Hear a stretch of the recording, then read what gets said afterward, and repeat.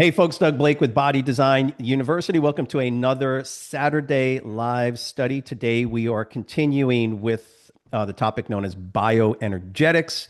And last week we talked about the anaerobic systems at the cellular level to produce ATP. And this week we're going to talk about the aerobic systems. So just keep in mind the anaerobic systems, the phosphocreatine or creatine phosphate ATP PC system. These systems are, for the most part, pretty simple, very straightforward, so they don't take a lot of time to explain. However, once we get into the aerobic systems, right, so the Krebs cycle, electron transport chain's a little bit more complicated, but we're going to try and keep it as simple as possible. Great to see everybody, by the way. And who just jumped? Is that Shakiva? It Okay. is. Everybody say hi to Shakiva. She jumped on board with us. Okay, Hello. Hi, guys. everybody. All right. So I am going to share my screen, and I do need my glasses for that. So remember the aerobic system here. I'm going to let me pump that out there. Everybody see my screen? Yes. Give me a thumbs up. Okay. So, guys, remember last week we were here, ATP and the energy systems, and the concept, just to real quick recap, the concept is your muscles need energy. Now, we could, of course, expound this to all the cells in your body, but we talk about muscle cells because that's where trainers are focusing, right? So all of your cells need, right, energy, and energy comes in the form of adenosine triphosphate, ATP, right?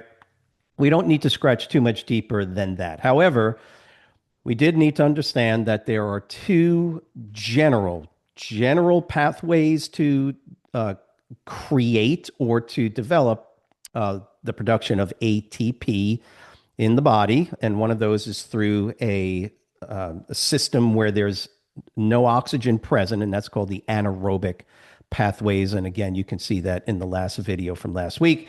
Today, we're going to talk about the more extensive system that your body uses the vast majority of the time, and those are the aerobic pathways. You guys got that? So the aerobic pathways mean what? With oxygen, right? So in this case, at the cellular level within the muscle cells, right, there's going to be oxygen present. And again, we're not going to go too deep into the biochemistry or the physiology. It's just not necessary. But I just want you to get the basic understanding of the aerobic pathways so you can, even if you had to explain them, it would be relatively simple. Now, we start off, and by the way, quite often you will not see this terminology, aerobic glycolysis. Why? Because we usually use the broad term glycolysis to explain the anaerobic glycolysis. That's what we generally will talk about, and this is how it will be taught.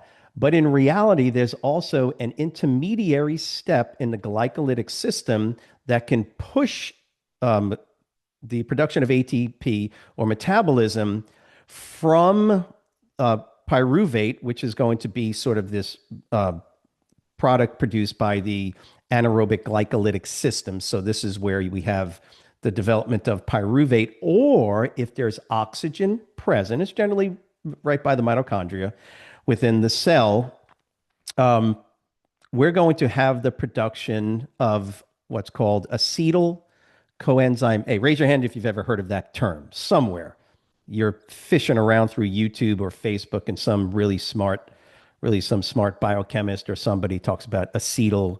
Now, you'll also see it as acetyl CoA, right? Acetyl CoA, but it's acetyl coenzyme A. Now, and just as I have written here, as the glycolytic system begins to shut down, remember, if we go back a page, anaerobic glycolysis allows for the continuous production of ATP. So you get a pretty good amount of, fairly decent amount of ATP, not a ton of it, but you get a fairly decent amount of ATP. But that's not the key. It's that you get it quickly. So the production of ATP through the anaerobic glycolytic system is pretty quick. So you pay a price For the speed of ATP production, you pay the price in the amount you get. So there is a converse relationship here.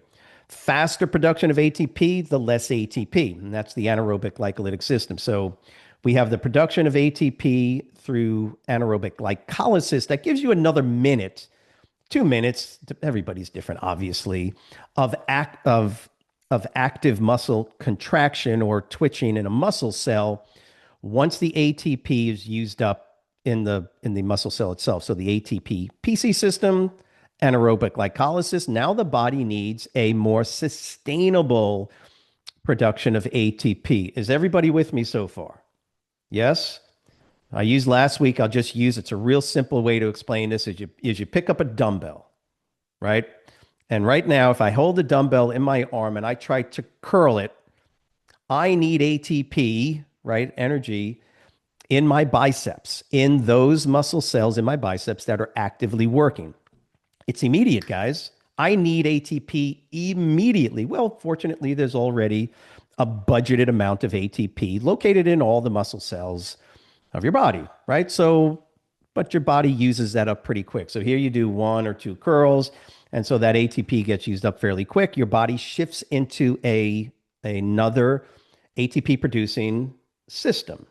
Okay, and that's called anaerobic glycolysis. Now, through anaerobic glycolysis, we get a little bit more sustainable source of ATP, roughly for another minute, 2 minutes. Again, it just depends. There's a number of variables, but that's all you need to know from a testing perspective. Now, what happens after you're done with the 1 to 2 minutes of ATP? Because what's going to end up happening is through that anaerobic glycolytic system, body can't produce any more ATP. We have too much lactate buildup.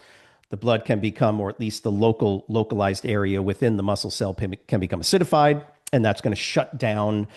The cross-bridging reaction inside the sarcomere of the muscle. So your body has fortunately, you got another system for sustained production of ATP. And this is where what we call the aerobic pathways come in. So ATP producing system is initiated in the presence of oxygen. So here's where the changeover occurs, folks. Without oxygen, you have anaerobic glycolysis. Okay. This is where pyruvate is that end product that ultimately gets converted as a byproduct into lactate, right? So you get some ATP, boom, lactate. However, if there's oxygen present, the pyruvate can get further metabolized. It doesn't end at pyruvic acid. It doesn't end there with oxygen. Now we're able to get some biochemical reactions that will push the pyruvate into a different molecule called acetyl-coenzyme A. Acetyl-coenzyme A is really the foundation of the energy ATP production in your body for the most part. 95 to 98%, right, of all your ATP production, depends on who you talk to, which research papers you want to read.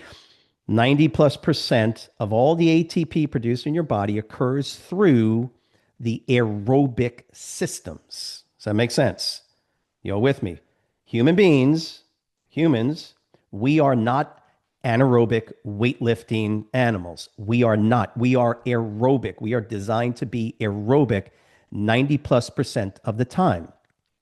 Right now, every one of you, right? So everybody, you're all with me. Right now, doing absolutely nothing but sitting here listening to me, your body is 95% of your muscles are utilizing the aerobic ATP production systems right now. It's not until you do something like lift a heavy weight that demands usage of the type 2A, type 2X muscle fibers that now you have this increased level of anaerobic glycolysis. I don't want to get too deep into it, but remember, your body is designed from an aerobic ATP producing perspective.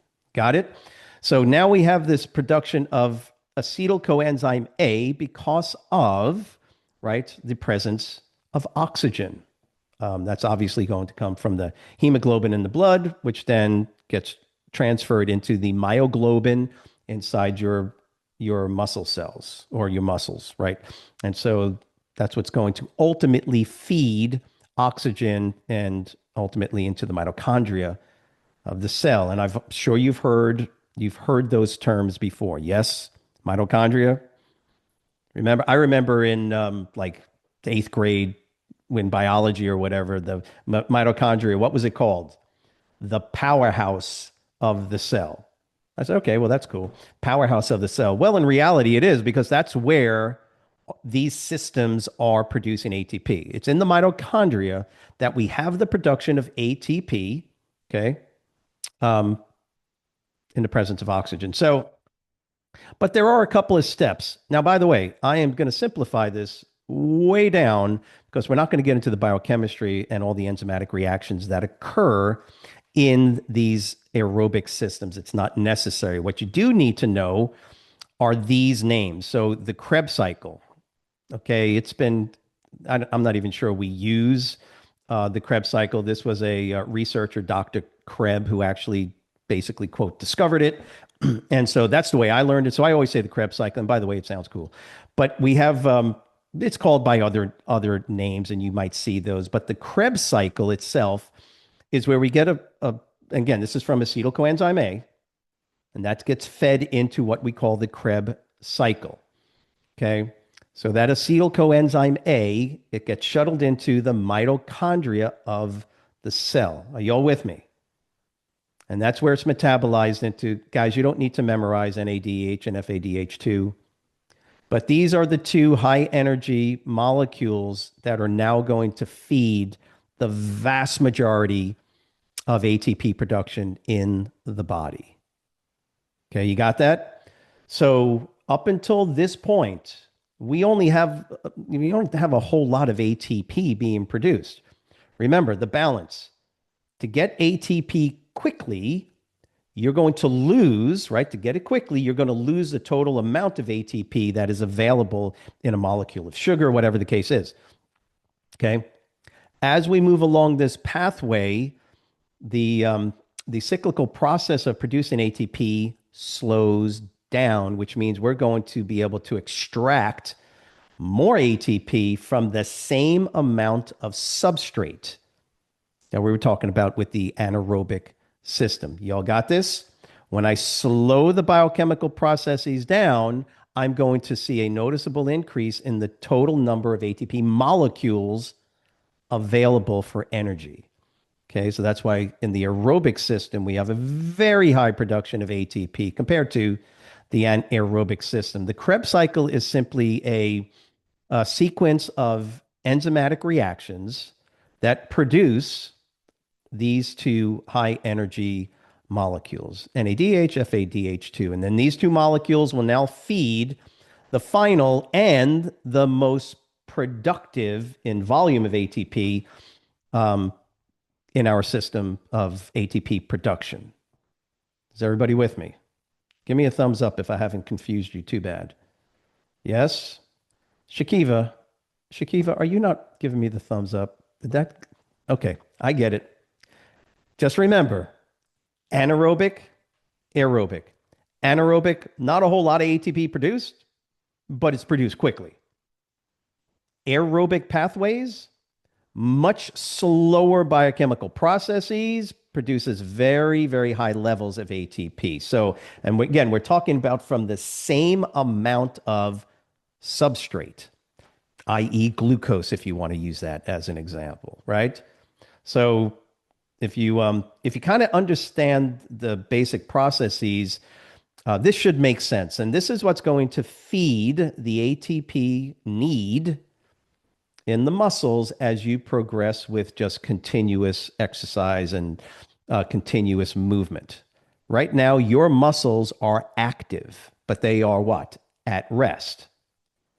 This is the most important time for your muscles, your skeletal muscles, to regenerate ATP to feed the ATP PC system. So this is an entire cycle. And by the way, the other thing to keep in mind is that all of these systems are working simultaneously. Let me give you an analogy which I think would help. How many of y'all have dimmer switches on your lights at home? Okay, Helen, you know what I'm talking about, right? You know how you have your switches? I like to change mine out. So if I have just a regular switch, right, that comes on, I like to change them out into dimmer switches so I can adjust the intensity of the light. And you can do that. You can just switch them out. Is everybody with me on this? Does everybody know what a dimmer switch is? Imagine, and I'm using it as an analogy.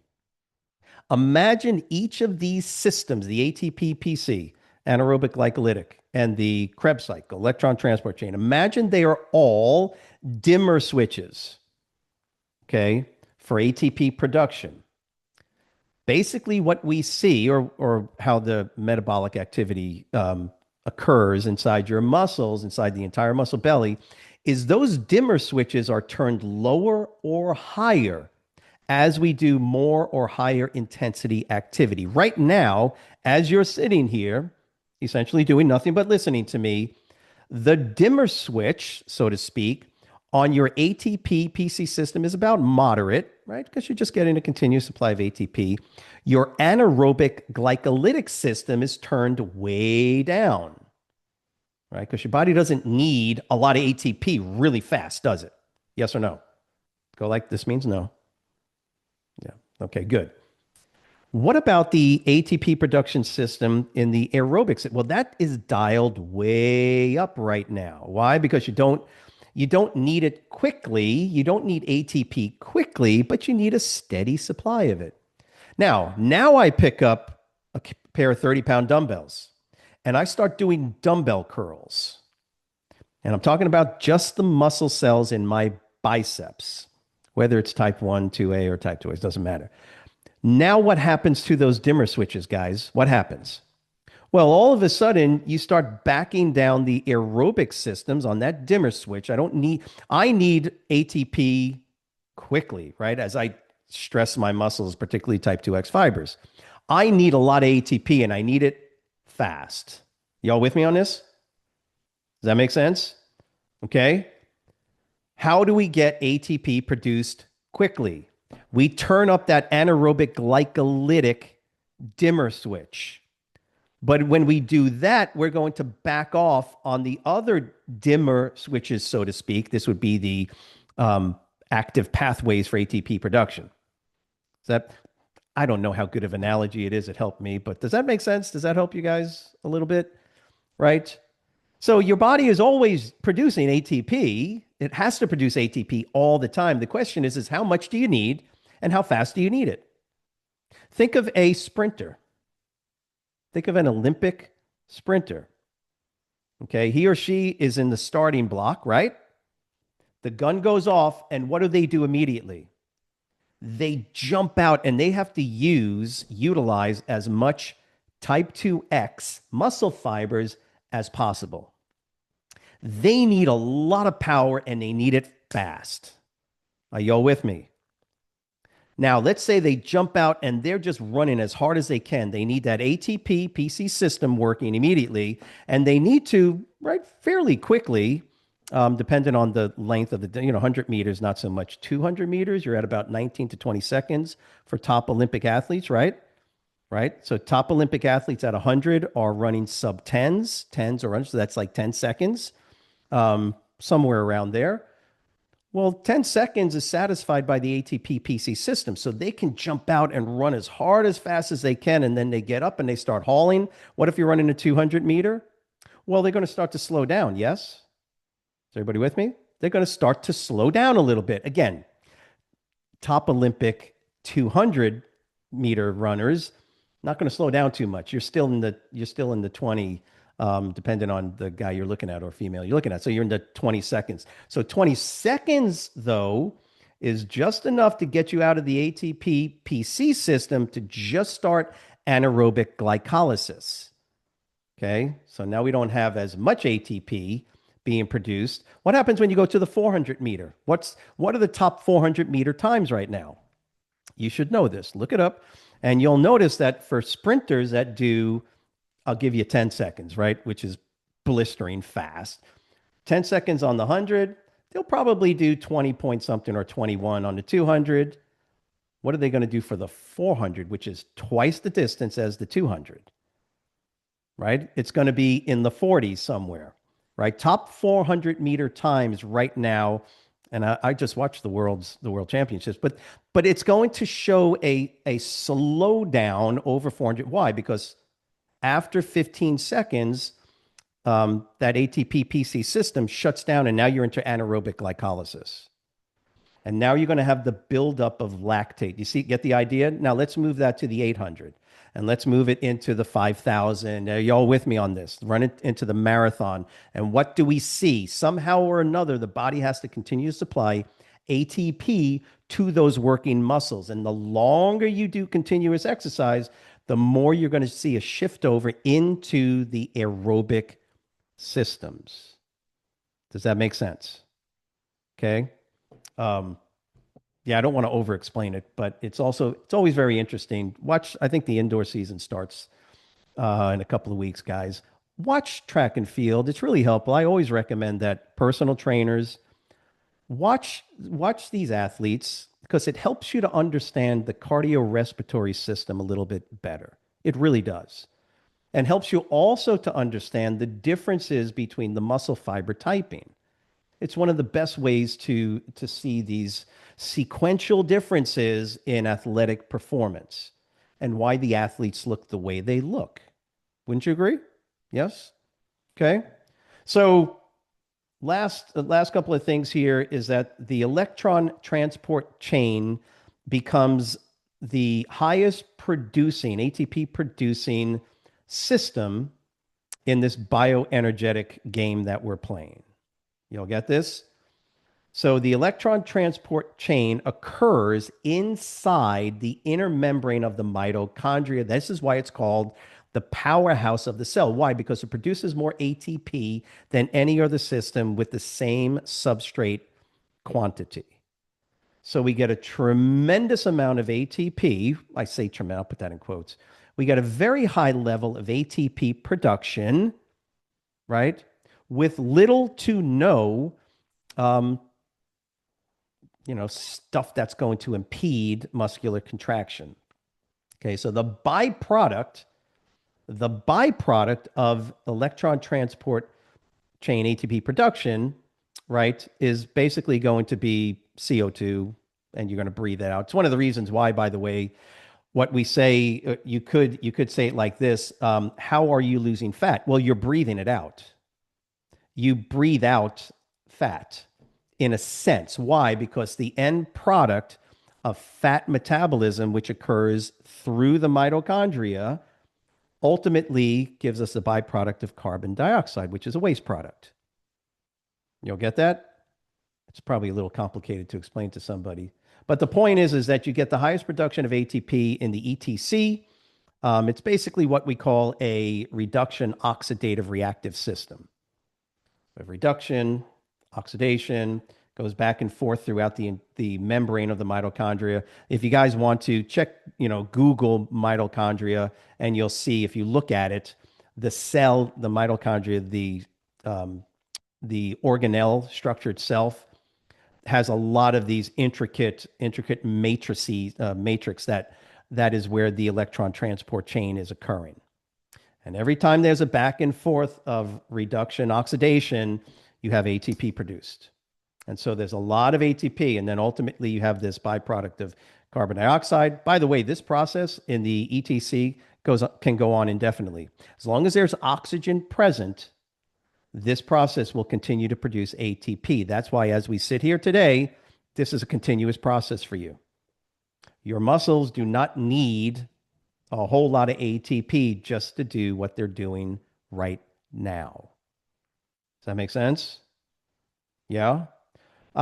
We do want to understand that there are other ways other than carbohydrates and sugars, glucose, to produce ATP in your body.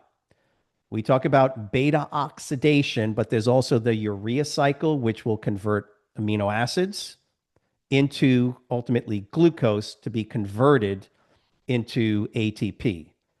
Beta oxidation, however, is unique in that free fatty acids will go into the Krebs cycle to produce the NADH and FADH2.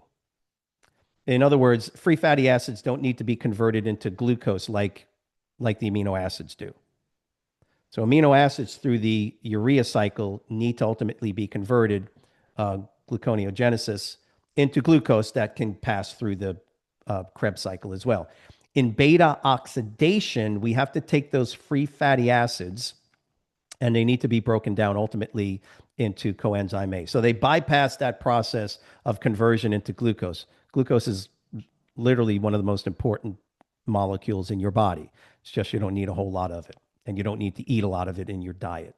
So this is what we call beta oxidation. This is where free fatty acids or the mobilization, generally of triglycerides, so fats, quote fats, get broken down.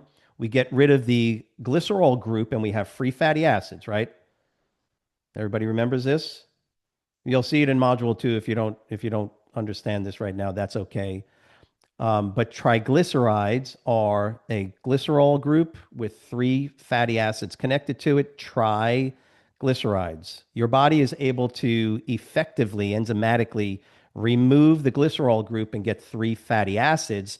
Those fatty acids can go into the muscle cell, move towards the mitochondria, where those free fatty acids will be converted into coenzyme acetyl coenzyme A. Got that? And then what happens to acetyl coenzyme A? What did we say? They get metabolized and converted into the 2 main molecules responsible for the electron transport chain's production of ATP. Okay? So, does that make sense to everybody? Yes. I'm hoping I'm gonna pull us off. That's it for that slide. You guys can unmute yourself. Who's got a question? If you got a question, raise your hand. Ainsley, go ahead. I kind of a few, but just to check real quick, you said beta oxidation bypasses the process of glycolysis, or no? Glu- Gluconeogenesis. Oh, okay, Yes. okay, Yeah. And okay, by the way, you are correct when you say glycolysis because beta oxidation it's only needed fats or free fatty acids, they're only needed in the aerobic system. Remember, anaerobic glycolysis is sugar okay, or urea if you're going through the urea cycle. Um, but it's always going to be, it, I say always, it's going to be glucose. okay, Okay. Anaerobic glycolysis is fundamentally based on the metabolism of carbohydrates. okay, Carbohydrates is the big term, but essentially all carbohydrates, well, I shouldn't say all, but necessarily carbohydrates are going to ultimately provide you with glucose okay, okay. because Understood. glucose is what your body uses as its for anaerobic glycolysis for sure. And how does Okay. your body store glucose? What's it called? That's a good question. Glycogen. Glycogen? Glycogen. Okay, Okay. So, guys, think about it this way. If your body didn't need glucose, why would it have a storage form of it? Right? What? Why would okay, your body need to do that? Why does your body have a gallbladder? See, you got to think, you got to be smart. It's almost like an engineering type of thinking with this, not what you see on supplements and all this other stuff. Why do we have a gallbladder? But What's the point? it What's the stores point of the it helps the liver to store the bile though. Is that you, Junior? Yeah. Junior, have you been studying? What's going on? Correct. I mean Yes, I've that's seen you right. already. The liver produces the bile salts. So it mm, produces it. The liver does that, but the liver can't produce a lot of it. It produces a little bit. And then you have what's known as the hepatic duct that goes to the gallbladder. And as the liver produces a little bit at a time, it gets stored. So your gallbladder, trying to think of probably a little bit smaller than this, roughly that size, that fills up and it holds up. Why does your body need so much bile? Why does your body need so much bile? Because guess what you were meant to consume a fair amount of? Come on. Come on. Fat. Fat. Mhm. That's what bile is designed to digest. It actually just it just creates the environment where the fat molecules can be created, be made into smaller and smaller globules. But that's what bile does. So your body can handle a decent amount of fat in every meal. Does that make sense to everybody? Okay. Mhm. Don't please this whole low fat. That's not a healthy way to eat. And your body tells you it's not a healthy way to eat because you've got enough bile. You know how much bile you have in your gallbladder? It can handle a significant, I'm not saying eat a lot of fat. I'm just saying that your body wouldn't have the structure if it wasn't designed to deal with high levels of fat intake. Are you all with me on this, right, Ainsley? So, um, beta oxidation skips the step of having to use glucose and carbohydrates as a precursor or a substrate. And it just Okay. fits right in there and gets converted into acetyl coenzyme A. That makes Remember, sense. acetyl CoA is the central molecular unit for ATP production. That's where everything essentially starts from, acetyl coenzyme A. Yes, of course, pyruvate. Yes, but when it comes to the aerobic system, it's acetyl coenzyme A. That's what gets converted into NADH, FADH2. Does that make sense? Acetyl Mhm. coenzyme A itself is just the precursor, and it is the foundation for that vast amount of ATP that is produced through the electron transport chain. You guys know you can study this for the next 10, 20 years of your life and still not learn everything there is to know about the biochemistry of human metabolism. Other questions? Ainsley, did that answer your question? Yeah, it did. And then just sorry, one more clarification. You said the anaerobic pathways use type 2 and then type 2A, 2X muscle fibers, Go correct? this way, go backwards, start reverse Yeah. engineer it. When the Okay. type 2X, I'll take type 2. You could say type 2 specifically, but type 2A fibers still have a decent amount of mitochondria. So they can function either anaerobically or aerobically. So generally, what we say is let's stick with the type 2X, which have little to no mitochondrial density at all. That's why they're white. Mitochondria are red well, they're purple under a stain, a phenylalanine stain. Um, but the type 2X muscle fibers, they need ATP, right? Those are the guys that are helping you lift, right? Like when Steve's doing curls with 80-pound dumbbells. Steve, yeah. When he's doing curls, those muscle fibers need ATP and they need a good amount of it, but they need it quickly.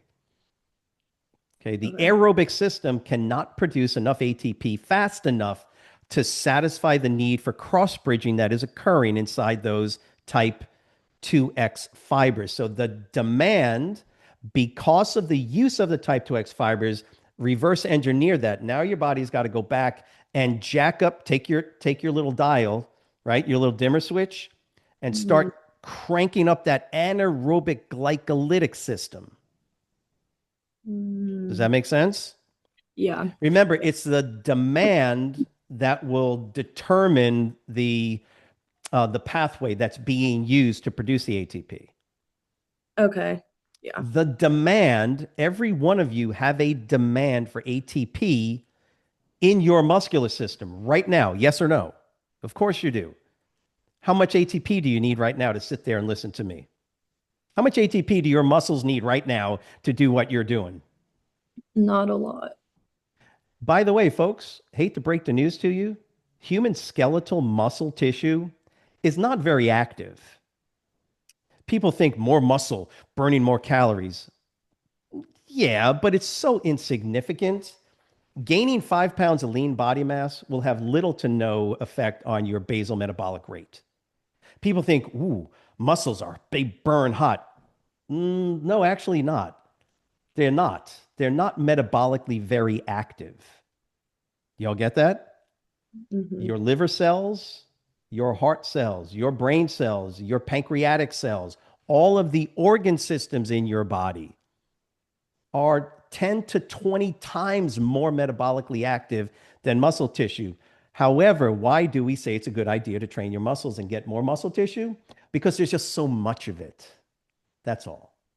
But every pound of muscle, skeletal muscle, versus every pound of cardiac muscle, oh no, folks, metabolically, skeletal muscle is irrelevant.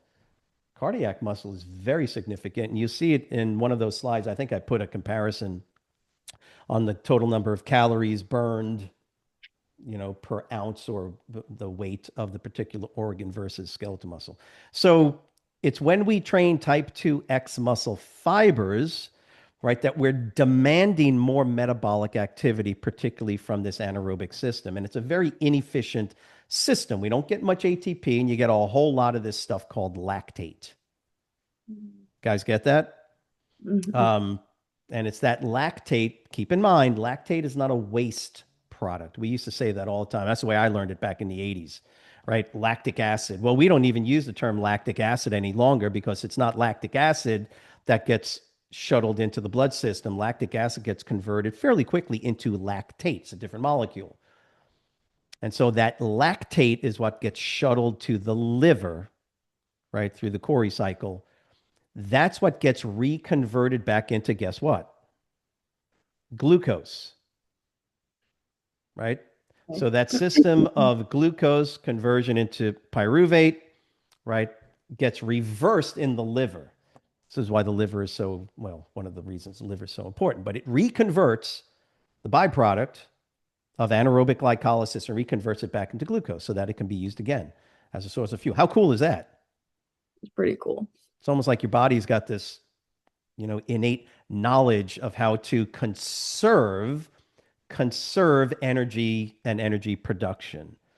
Okay. In beta oxidation, you have fats, and fats can only be utilized inside the electron transport chain, which has carbon dioxide as its end product. Carbon dioxide is a poison and needs to be removed fairly quickly. And your body gets rid of it fairly quickly into the respiratory system, and then you exhale it.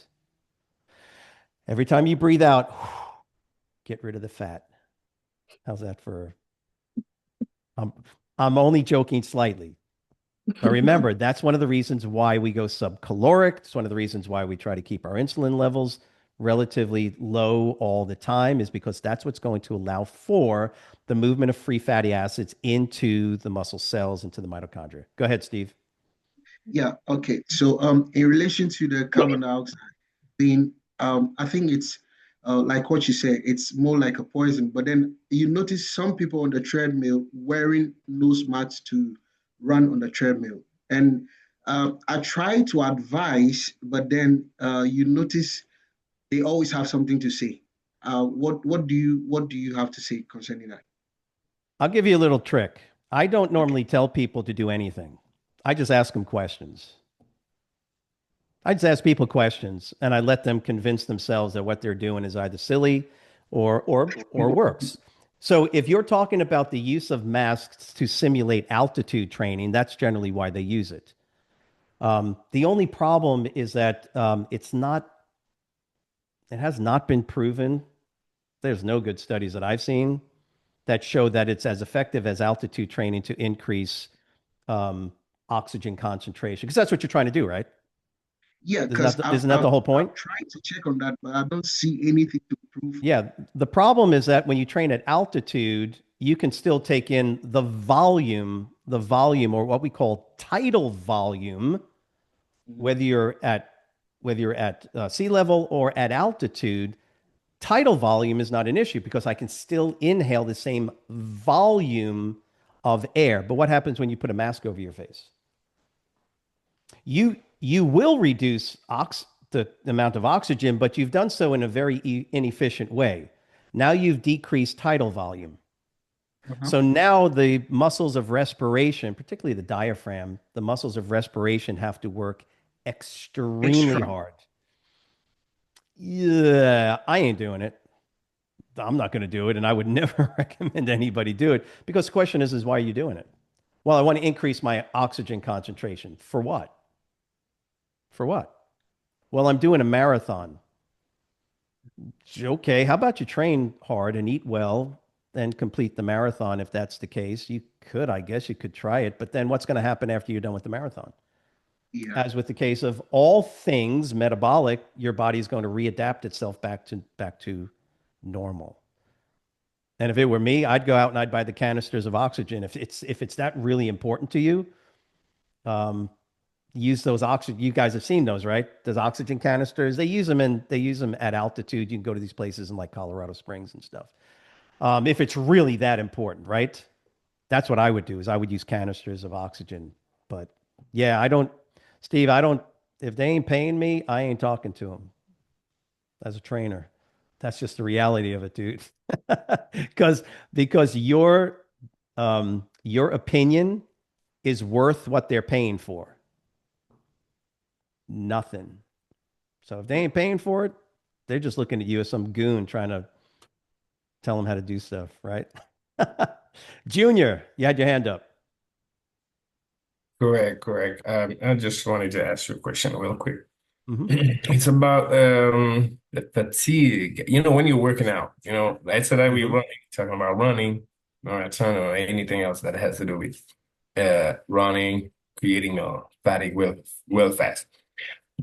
Does lactic acid have something to do with this? Or You what mean creates that with fatigue? fatigue? Yeah, even if when you work. Absolutely. Oh, absolutely. Yeah.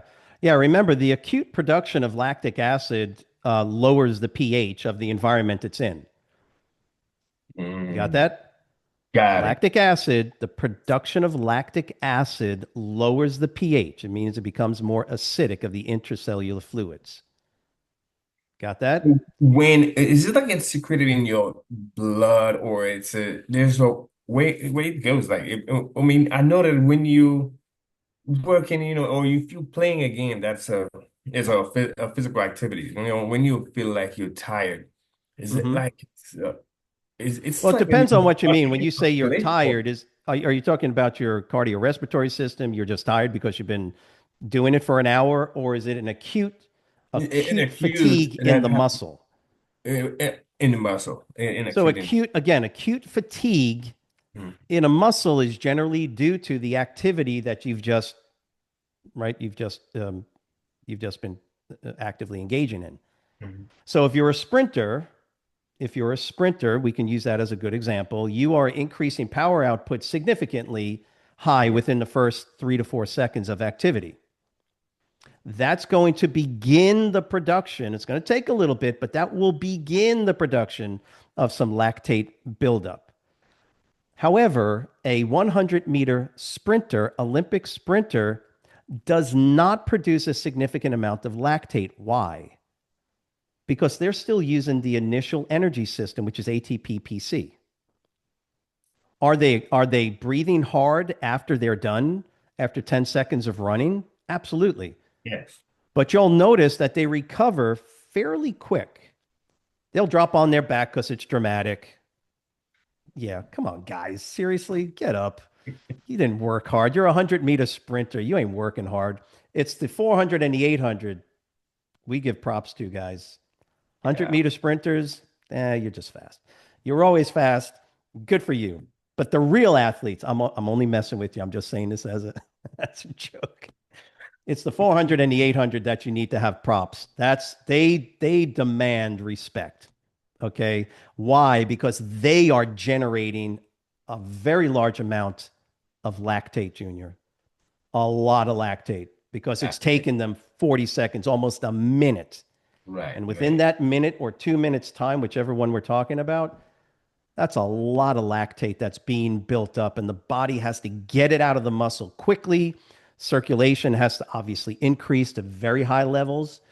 Um, and then the liver has to process it. And the liver can only process so much lactate back into glucose.